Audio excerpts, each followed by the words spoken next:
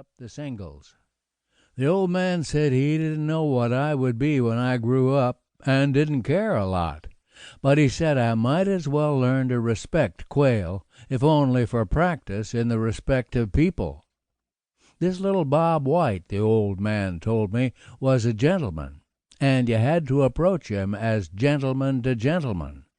You had to cherish him and look after him and make him very important in his own right, because there weren't many of him around, and he was worthy of respectful shooting. The way you handled quail sort of kicked back on you. Figure it this way, the old man said. A covey of quail is a member of your family. You treat it right, and it stays there with you for all the years you live. It works in and around your garden, and it eats the bugs, and it whistles every evening and cheers you up. It keeps your dogs happy because they've got something to play with. And when you shoot it just so many, and then you don't shoot it any more that year, because you gotta leave some seed birds to breed you a new covey for next year.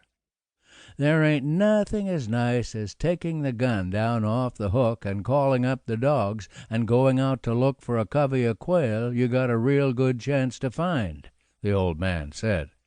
The little fella doesn't weigh but about 5 ounces, but every ounce of him is pure class.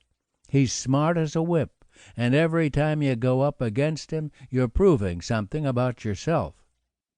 I never knew a man that hunted quail that didn't come out of it a little politer by comparison, the old man said.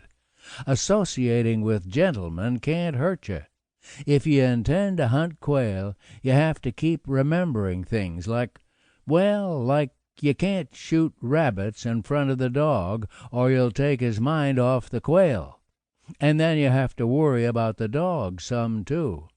A dog that won't backstand a point, honor it is the word, a dog that won't concede to another dog is a useless dog, and you might as well shoot him. One of the troubles with the world is that everybody is crowding and pushing and shoving, and if your dog hasn't got any manners, he hasn't got any real right to be a dog. The same way with a dog that chases rabbits. If he's a hound, let him go chase rabbits. But a setter dog or a pointer dog hasn't got any right to indulge himself in chasing rabbits. It is what the people in Washington call a non-essential luxury. A dog or a man has got to do what he has got to do to earn his keep, and he has got to do it right. The old man smiled and sucked at his pipe. I mind well a little setter bitch named Lou, he said, belonged to an old friend of mine named Joe Hesketh.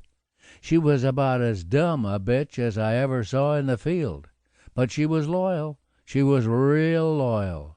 She was a backstanding kind of bitch.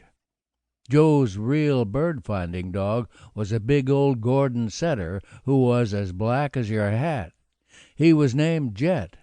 He looked like a charred stump when he pointed a bird. He was as stanch as a stump and as black as a stump. So Lou spent her whole life pointing stumps. You would walk through the broom grass in the savannas, and there was poor old Lou froze solid on a burnt stump. There wasn't much Lou could do except backstand, but that was the backstandingest bitch I ever saw. She made a career out of it and never got to hate it. Her eyes failed her finally, and she got killed.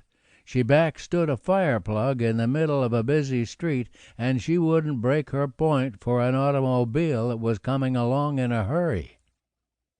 The old man smiled some more, in the gentle, evil way he had, and made a new essay for himself. Fella can learn a lot about living from watching dogs, he said. Like about snakes and terrapins. The best bird dog in the world will point a terrapin, and he will point a snake. But he won't back off from a terrapin. He will point a snake and walk backward away from it. This is what the dog would call a public service. But when a good bird dog points a rabbit, he cocks his ears peculiar and looks over his shoulder at you with a real guilty look, like he was stealing an apple from the fruit stand, and you know he expects a licking. He knows.